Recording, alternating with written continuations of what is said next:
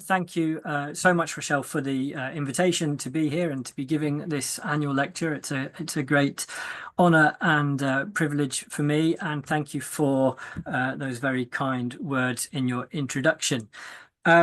I'm actually going to present two studies, so there's a slight modification made to the title. Originally, I was going to present a study based solely on the Newscape corpus, which is a study actually published very recently in Frontiers in Communication. But I recently also just submitted a paper, so it's as yet unpublished, just been submitted, looking at generative AI.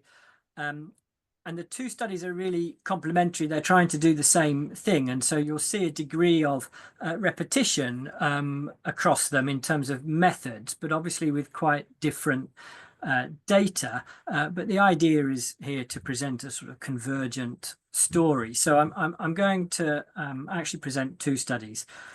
I should say at the outset that some of the video material I'm going to show you and some of the images generated by AI have the potential to cause distress. So I just want to flag that by way of a trigger warning. I can see people fiddling with wires and things. Are we okay to proceed? Yeah, if you could just keep up that volume, that would be perfect. We just had a little glitch with our volume, but it's back and everything seems good now. Okay, all right. So yeah, using the Newscape corpus and generative AI to analyze the multimodal representation of refugees and migrants. So population dynamics continue to shift as a consequence of poverty, persecution, conflict, climate change, and other factors. Displaced people are among the most marginalized, maligned, and disempowered people on the planet, despite the circumstances that they are trying to leave behind.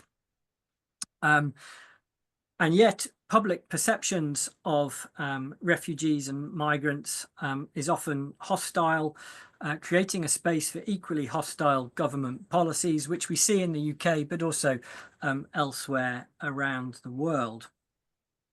That public perception of population dynamics as having a negative impact on host countries is largely based on the digitally mediated experience that the public have of news, including the images that we find in TV news and that get shared online.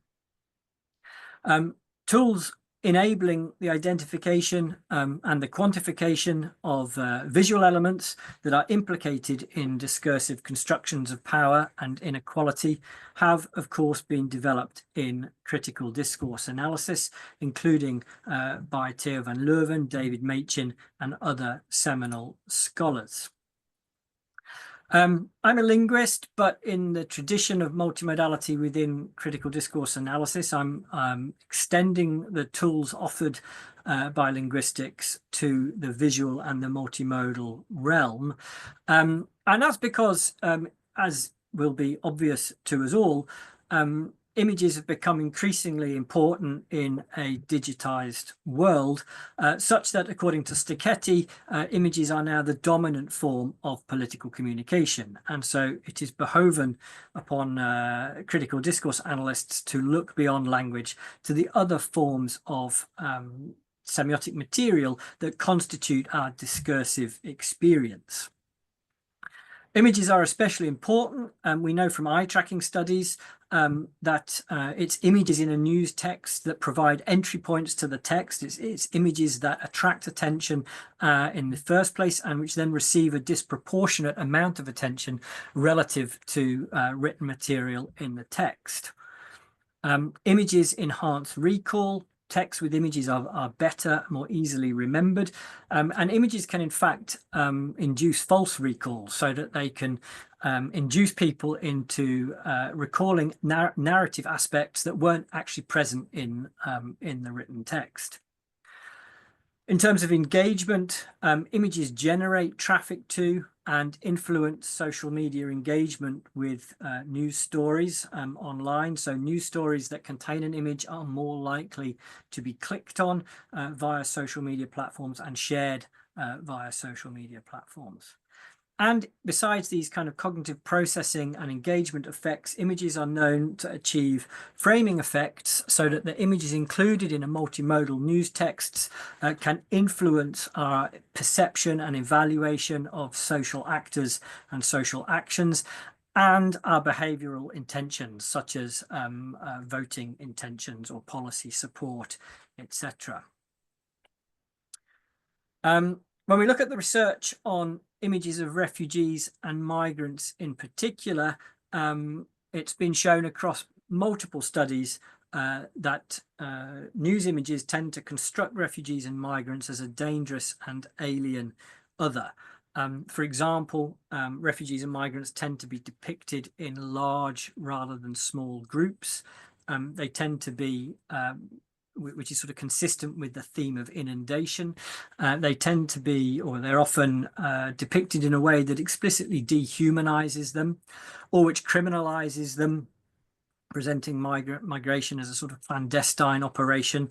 And one interesting observation is that they tend to be depicted en route, somewhere along the way in the migratory journey, rather than shown in source or goal locations, so not shown in the countries from which they are departing or settled into life in the destination countries. These studies have one limitation, however, which is that they tend to rely on relatively small data samples of more readily collectible data, such as print or online news. TV news has not really featured in this research. So a little bit of background in terms of theory. I come in the book that Rochelle mentioned, I come from sort of cognitive linguistic paradigm within critical discourse analysis. And so I'm going to draw on that to think about an element of migration, and it's one element of migration, the key element of migration, I suppose, which is translocational motion, which is inherent to the process of migration. I'm calling it translocational motion as opposed to other forms of motion like oscillation or rotation, which don't have anything to do with migration. So the motion event is a sort of conceptual archetype in Langacker's terms, or an event frame in Talmy's terms, a conceptual representation of a typical event that is widespread in our experience, that's made up minimally of four conceptual elements. A figure, which is the entity that undertakes motion. Motion itself, which for Talmy is defined by motion or the continuation of a stationary location. The path, i.e. the direction of the motion, and a ground, which is a sort of reference frame relative to which the motion is characterized. These are sort of obligatory elements of conceptual elements that receive representation in expressions of motion. But additional elements would include, among other things, manner of motion, that is the means by which the motion event was achieved. These are semantic elements that get expressed in surface elements. Verbally, those include things like verbs expressing motion, prepositions expressing path, adverbial phrases expressing manner, etc. But crucially for our purposes today, they may also receive visual representation in images. All of these elements are subject to construal, that is, they can be conceived in different ways as indexed by the verbal and visual elements selected in their description. And this can lead to various ideological and delegitimating or legitimating effects, which is what I'm going to try and demonstrate in the course of this talk. Just a little bit more on theory. A key concept in cognitive linguistics, and hence cognitive CDA, is that of constructions. These are defined by Adele Goldberg as conventionalized form meaning pairings, which are stored in the mind as cognitive units. And this is a view of the lexicon that is widely recognized and traditional in linguistics. But the key claim of construction grammar is that this notion extends to capture all aspects of language, and so including grammatical constructions as well as lexical units. Crucially, for discourse analysis, while constructions of the kind Goldberg studies belong to the language at large, they may also be discourse or genre specific. And a very exciting development in cognitive linguistics is the idea of multimodal constructions. So if a construction is a form meaning pairing, that's entrenched in the mind as a cognitive unit, a multimodal construction is a form meaning pairing whose form consists of representations belonging to more than one semiotic mode. And you see that represented schematically in the diagram. These multimodal constructions as stored cognitive units are both derived from and instantiated in the regular co-occurrence of intersemiotic forms, that is verbal and visual, or verbal and manual in spoken discourse, forms that regularly co-occur together in a coordinated expression of meaning to the point that they become entrenched or routinized and stored as these symbolic units. Crucially, the visual form that belongs to a multimodal construction may be primed or evoked by its verbal counterpart, even when it's not actually co-instantiated in text, as a function of this entrenched multimodal construction. So a verbal form that is associated with a particular visual form may regularly co-occur with that visual form, but may also just evoke that visual form as a product of that co-occurrence and that entrenchment. Also important to note is that the visual form we're talking about in a construction here is not a specific image, but an abstraction, a statistical derivation from repeated actual images. So let's have a look at the first study looking at TV news. The television holds a significant place in the media landscape as the most widely used source of news. And this is across age groups. Of course, when we look within specific age groups, we get a slightly different picture. But on the whole, TV is still a highly significant source of news, with 49% of adult Americans reporting that they often obtain news from TV, and a similar situation in the UK, with TV news reaching 70% of adults.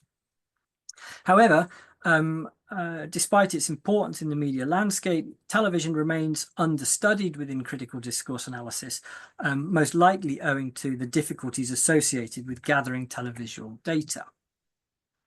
Part of that problem is solved, however, by something called the Newscape corpus, which is a massive multimodal corpus of TV news communication curated by the distributed Little Red Hen lab associated with Mark Turner and Peter Uhrig.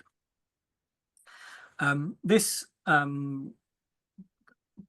distributed lab has been recording major news programs, largely in America, but also other parts of the world, since 2011. And as of 2018, has amassed 370,000 hours of time-stamped audio-visual data that's co-aligned with 3 billion words of closed caption text. So that is, if you turn subtitles on your television, it has the closed caption text.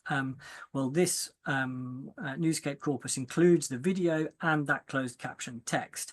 And the closed caption text is accessible via CQP Web, a standard corpus linguistic interface developed by Andrew Hardy, so that closed caption data can be searched for specific utterances, and then the hits that it returns in concordance lines also includes a link to the time-stamped entry in the Newscape library or Newscape corpus. So you can then click on the link and it takes you directly to the video in a way that is time-stamped. So you go straight to that portion of the video where your target utterance occurs. That then allows us to begin to easily collect and quantify and observe the patterns in televisual data. So in this case, the corpus was searched for 6 strings that reflect a cross of nominal refugees versus migrants, and then the imperfective versus perfective aspect in are verbing or have verbed, where the verb that was searched for was a motion verb featuring in the list of the 20 most frequent verbs for each of those constructions. And then the 6 most frequent motion verbs were selected for analysis. These were flee, arrive, cross, flood, enter, and pour. And you can see the frequency of these in the table on your right. So the most frequent verb in total was flee, and this held for refugees have verbed, migrants have verbed, and migrants are verbing. But not migrants have verbed, which the most frequent for was arrive.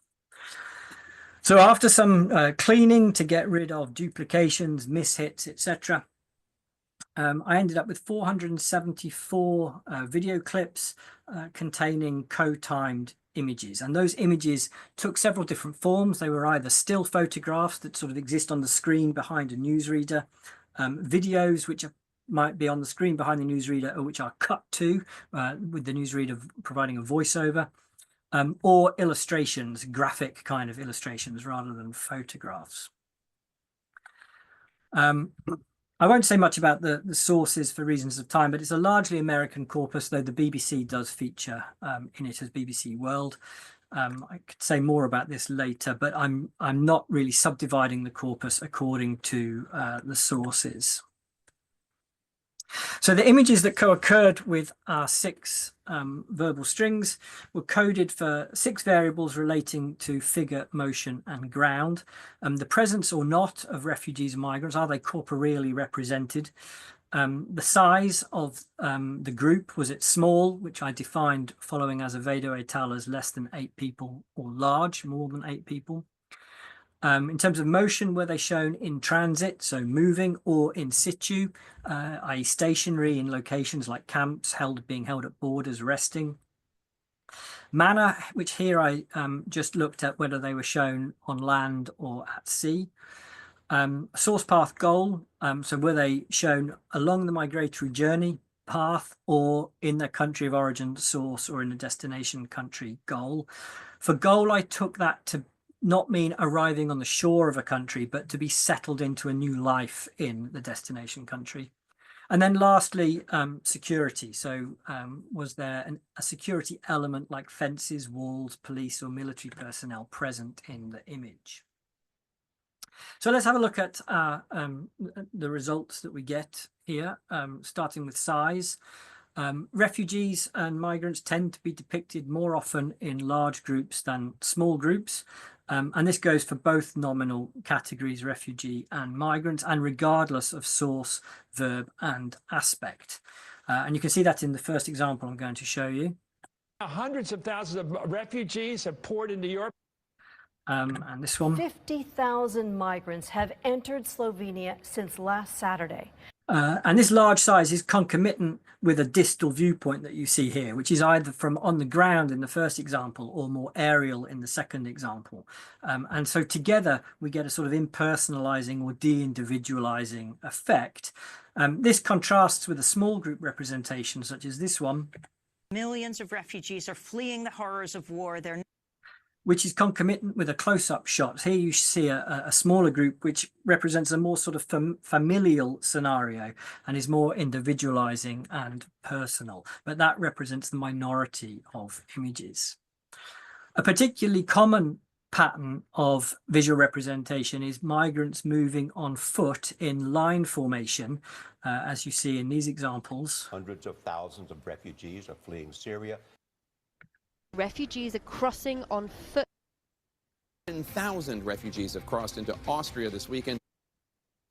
More than 383,000 migrants have entered Hungary this year. And this sort of image, so consistent across the 4 examples I've shown you here, is consistent with imagery of animal or bovine, in particular metaphors, which we know to be recurrent in immigration discourse, where migrants are often described as flocking, for example. So this kind of image presents refugees and migrants as in a sort of unitized fashion, as a single moving mass that behaves as one entity with a sort of herd mentality rather than as individuals. And the frontal point of view in particular, where this long line of refugees and migrants is moving toward the viewer as opposed to coming across the viewer or moving away from the viewer, realizes a visual incarnation of what Piotr Chap describes as proximization, where something that's previously constructed as a threat is made all the more threatening when it's coming closer to the self. Size matters here for a number of reasons, but one is a well-known effect, which is the identifiable victim effect. People are shown empirically to express greater empathy and willingness to help in situations that involve specific individuals than in situations involving larger, more vague, anonymous social groups. For example, the tragic image of Alan Kurdi washed up on the beach led to a surge, as a single kind of case, led to a surge in donations to charities supporting refugees and migrants, all against the backdrop of a highly hostile public attitude. By contrast, images showing people in large groups are argued to lead to decreased perceptions of vulnerability.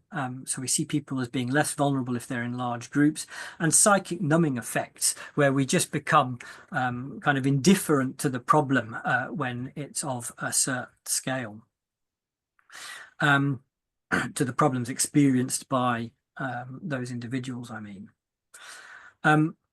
Large group depictions are also shown empirically to lead to dehumanization, where Azevedo and colleagues have shown that refugees and migrants depicted in large groups are judged as less capable of experiencing secondary human emotions like tenderness, guilt, and compassion.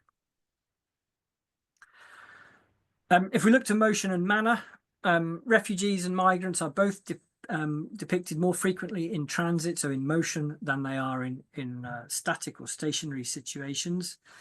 And if we look within that, within that transit, we find that depictions of land-based transit are more frequent than sea-based transit, with refugees in particular being strongly associated with land-based modes. When we look at the association between particular verbs rather than the nominals refugee and migrant with this manner of motion, we find a sort of interesting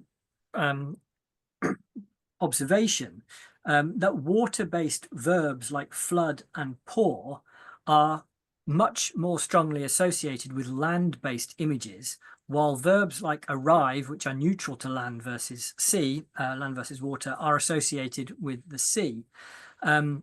I'm not quite sure why that would be. One interpretation would be that flood and pour are metaphorical, where they evoke metaphorical concepts of water. And so actual images of the sea might defeat that metaphorical imagery and therefore are avoided. It's a tricky one to try and make sense of, but the pattern is so striking that there obviously is some kind of motivation there. Although sea images are less frequent, they are still part of the discourse and are important because sea images result in even greater dehumanization. So large groups leads to dehumanization, and large groups shown at sea leads to greater dehumanization still. So here's a couple of examples of sea images. Well, so far this year, just this year, more than 500,000 migrants have crossed the Aegean Sea. More than 300,000 migrants have crossed the Mediterranean Sea. And then when we get images, sea images here of darkness, these contribute to a sort of sense of clandestinity or illegality, which again is a big part of the discourse on migration. Nearly 9,000 migrants have arrived in Italy and Malta, double. When they are shown in situ as opposed to in motion, refugees and migrants tend to be shown as passive, helpless, and subjugated, as in these kind of examples here. An estimated 300,000 refugees have poured into the region in recent days. says more than 26,000 migrants have crossed the Mediterranean so far this year. Cresson van Leeuwen would analyze these kinds of images as offer images. They present to us the world of the refugees and migrants for inspection as a sort of object of curiosity. From Tuliaraki's perspective, what we're seeing here is a kind of spectatorship of suffering, where Tuliaraki says simply watching the scene of suffering objectifies the distant misfortune, and as a consequence may lead to dehumanizing the sufferer. Aestheticized suffering seems to rest on the spectator's indulgent contemplation of the spectacularity of a scene of human pain. We saw that in particular in the first image. In both of those videos, we find a high camera angle, which again, drawing on Cresson van Leeuwen, further contributes to a sense of disempowerment, as we are literally and metaphorically looking down on the subjects here.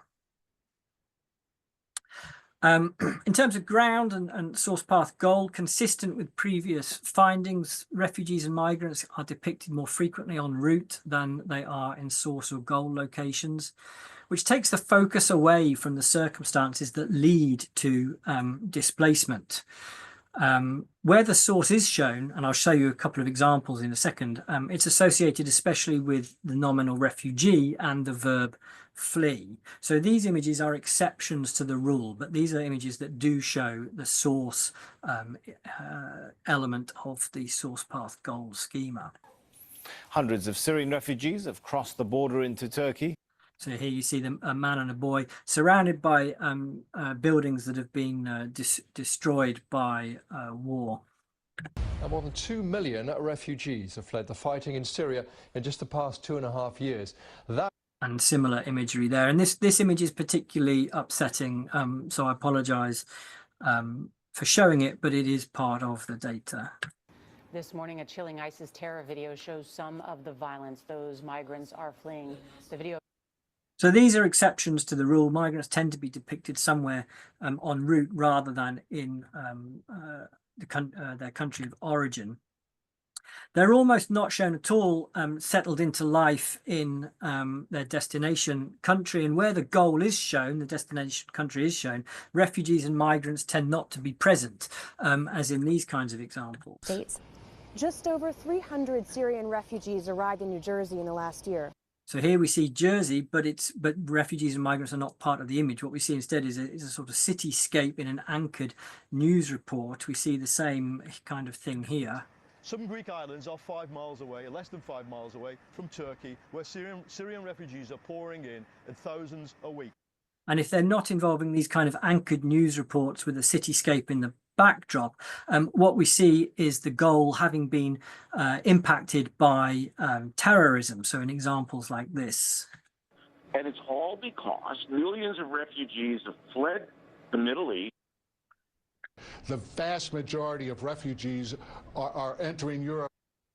And this further contributes to this sort of semantic blurring, between the categories of migrant and terrorism, which again is another well-known phenomenon discourse analysis. In terms of security, 20% of the images show security context like fences, police and military personnel, which contributes to this criminalization of migrants and justifies the militarization of borders.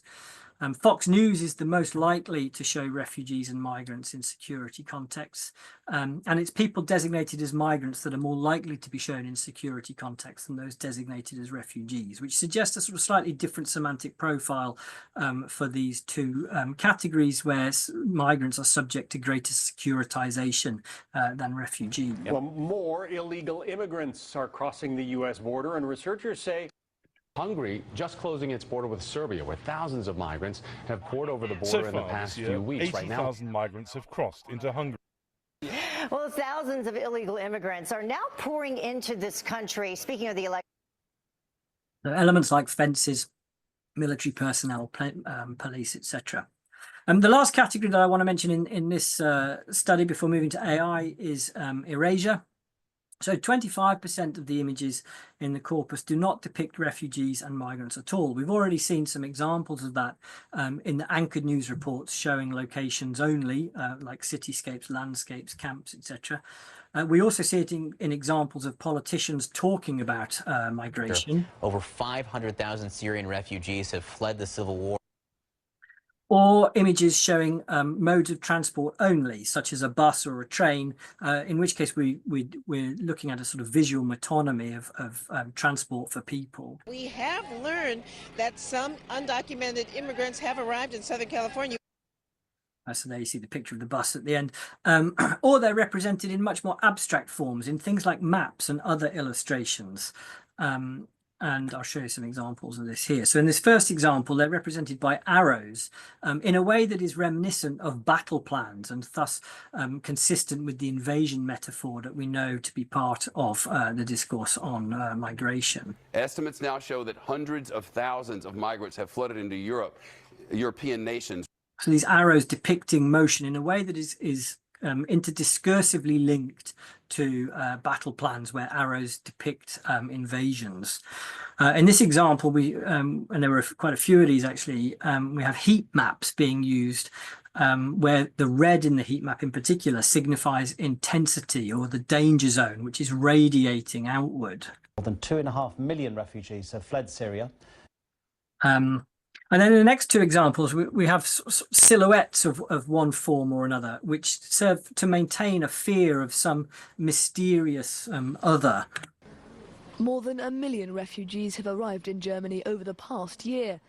So no proper facial features are discernible, and we just have this anonymous dark figure. Illegal immigrants are pouring across the border. And there you had the road sign, where there's a sort of reverse effect of what a road sign normally does, where a road sign normally warns you if people are crossing the road, you should be driving in a way to protect them. But here, the people depicted in that silhouette form are the threat to you. And so these kind of forms in all of this sort of erasure, we find an annihilation of sufferers, again following Lili Tuliaraki, achieved by depriving them of their corporeal and psychological qualities and thus removing them from the existential order to which the spectator, the viewer, belongs. If I have time, if I have 10 minutes, I'll whip through a second study and present the results of that. Is that okay? Yeah. Great. Here I'm going to be using AI instead, but to a large extent, much of the same methodology. So images published on and shared over the internet are increasingly important in defining knowledge and understanding of social and political realities. But AI text-to-image generation, I think, provides a methodological hack that enables us to access a data set that is infinitely vast. Effectively, what AI does is you give it a textual prompt and it kind of amalgamates all of the images on the internet that are associated with that textual prompt into an image that typifies those images. So AI can be used as an effective tool in establishing the visual component of multimodal constructions, and its outputs can be critically analysed to reveal the ideologies and prejudices that get propagated over the internet. So I followed a similar method to the previous study, a bit of a simplified version. I used prompts on Canvas Magic Media, which is one text-to-image generator. Refugees or migrants arrive, cross, enter, flee, flood, or pour.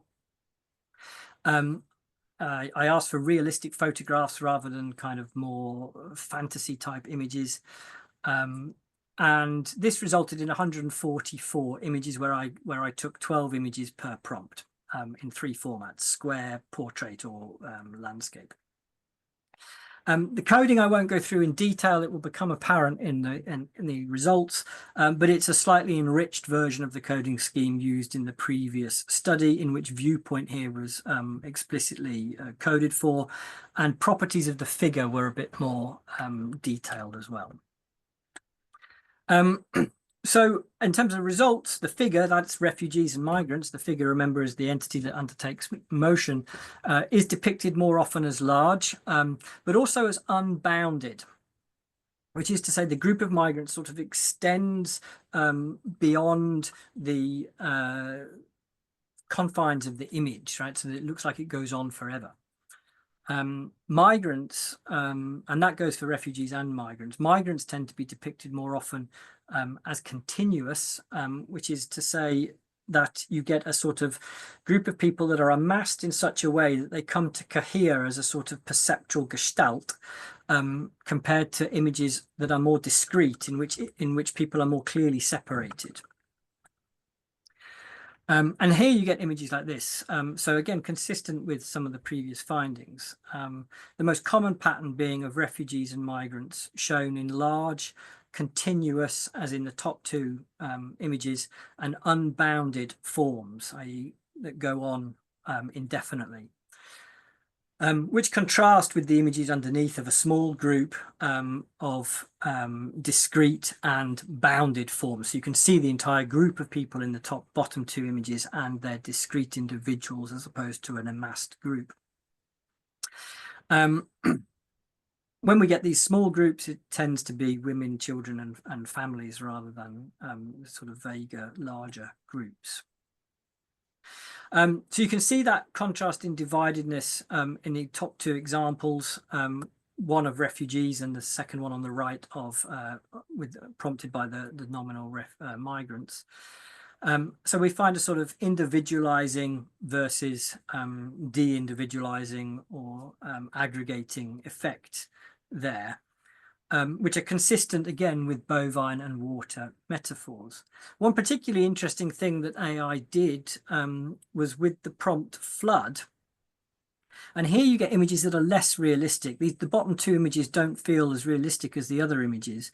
And so the AI algorithm seems to have difficulties with that particular prompt, where you either get refugees and migrants sort of integrated into the water, as in the image on the left, or substituted for the water, as in the image on the right. In unbounded figures, the figure's full extent is clearly defined, such as the image in the top left, whereas so that its entire range is discernible. In bounded figures, sorry. Whereas in unbounded figures, we find several forms, either a linear figure, as in the image on the top right, extending beyond the horizon or vanishing point of the image, or a linear or crowd figure, as in the bottom left image, whose range extends beyond the viewing frame, or in the bottom right image, a figure occupying the entire viewing frame. This unboundedness that we see in the three images there construes migration as a sort of never-ending problem and supports arguments that there exists a limitless number of refugees and migrants who will continue to impose on host countries unless policy changes are made. In terms of motion, manner and ground, refugees and migrants are construed in motion more than stationary, as per the previous study. They're particularly construed in pedal, i.e. on foot, rather than any other manner of motion. And the most common ground for refugees and migrants is some sort of landscape, geographical landscape, as opposed to cities, so sort of countryside landscapes, which is typically a path location rather than a source or goal location. So the picture that begins to emerge of the figure in a multimodal construction is of a large, continuous, unbounded entity moving on foot through geographical landscapes. We do find some interesting differences between refugees and migrants. While pedal motion through geographical landscapes is predominant for both, it's migrants, the label migrants in particular, that generates images of the sea and boats, as in our examples here. And that seems to be tapping into a largely European narrative in which migrants arrive in countries like Greece and Italy and the UK via a coastline. Although refugees and migrants are shown mainly in motion, they are shown stationary nevertheless in 41% of images, shown gathered in crowds or contained, unable to move, or sitting, standing at locations somewhere along the way.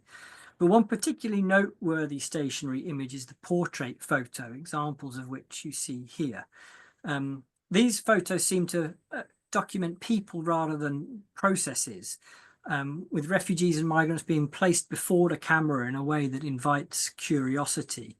And they're sort of reminiscent of a more anthropological form of photographic documentation, which is used to classify cultures and construct the subject as an exotic other or subaltern. And again, consistent with previous findings, the focus on path elements ignores the circumstances that lead to displacement, allowing the argument that people migrate based on opportunity rather than need. The top two images there showing source and goal locations are very much anomalies within the data.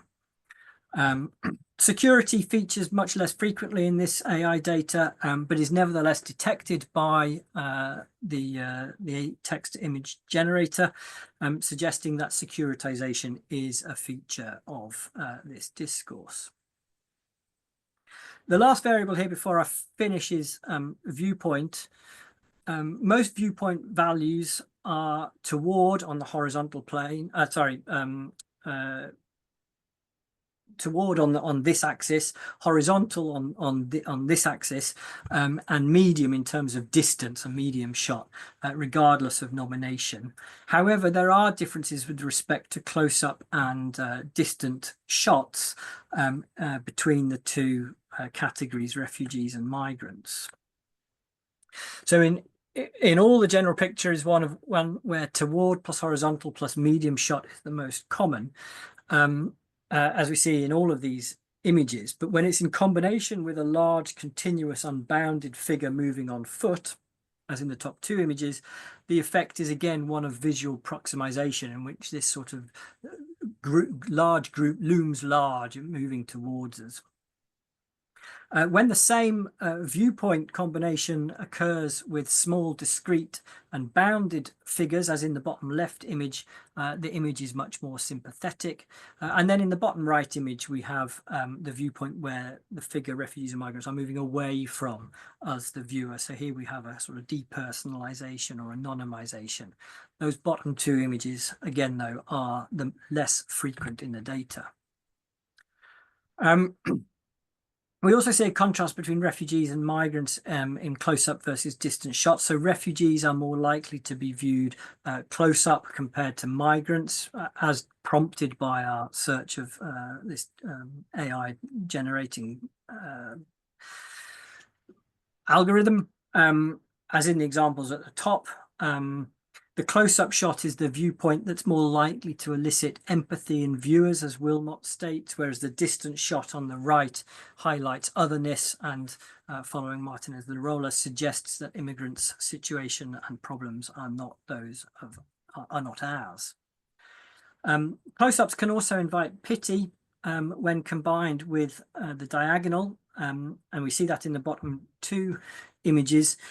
Where again, following Lily Chuliaraki, there's a sort of aestheticization of suffering, and these images are intertextually related to the well-known image of Madonna and Child, which is the sort of prototypical image of suffering. The difference in degree of angle, so how pitched it is a difference between pity and superiority. So in these two images here, the angle is more pitched, and as Van Leuven says, to look down on someone is to exert imaginary symbolic power over that person. And this diagonal image is this diagonal viewpoint is a common feature of internet images of migration, as picked up by AI generation here. So as per our discussion in the TV news images, this kind of camera angle serves to subjugate and disempower refugees and migrants. So hopefully just in the nick of time to wrap up with some conclusions from across the two case studies here. TV news is an understudied media in critical discourse studies, probably owing to the difficulties in gathering televisual data. But large-scale analysis of TV news is made possible through the Newscape corpus. And here we find that the patterns of representation in TV news, which has previously been unstudied, reflect the patterns found in other media, such as online news and print news, which have been extensively studied. So the discourse holds independently of genre. In terms of AI, you know, from a methodological point of view, the Newscape corpus is incredibly useful. In terms of generative AI is worth studying, or the images produced by generative AI is worth studying because they constitute important images in modern society. So they're worth studying in their own right. But the point I want to make here is that it's also a useful methodological tool because it shortcuts the need to collate and annotate large multimodal corpora, because it does half the work for us, aggregating the kind of visual resources that are exploited in online images and presenting them to us for scrutiny. So we can then make generalizations based on AI images that we're entitled to make about the images that are propagated over the internet. And here again, what the AI detects, the patterns of visual representation for refugees and migrants that the AI detects, confirms findings from previous studies, which are based on much smaller data sets. And that, I think, is really interesting. So my last slide, these images, both in TV news and as generated by text-to-image AI, point to a particular multimodal construction in connection with the motion event in migration discourse. The image here is not a specific, is not any one image, but is a kind of statistical bundle of features abstracted across images. That consists of a large, continuous, unbounded figure moving on foot through a landscape toward the viewer. And that image serves to construct migration as a substantive and unrelenting problem that directly affects the addressee, while ignoring the individual identities of refugees and migrants and their plight and experience, etc. Of course, that being the most prominent image does not preclude other images from occurring as part of the visual discourse surrounding migration. And we saw that with images of security and erasure, etc., which have other ideological and delegitimating effects. And one final thing that is revealed is some slight, whilst there's a very large degree of overlap between these two categories, which news media often use interchangeably, there nevertheless seem to be slight differences between the two designations, suggesting distinct semantic profiles for those two categories. I will leave it there. Thank you very much indeed for your attention. Thank you very much indeed for having me. And of course, I'm very happy to take any questions.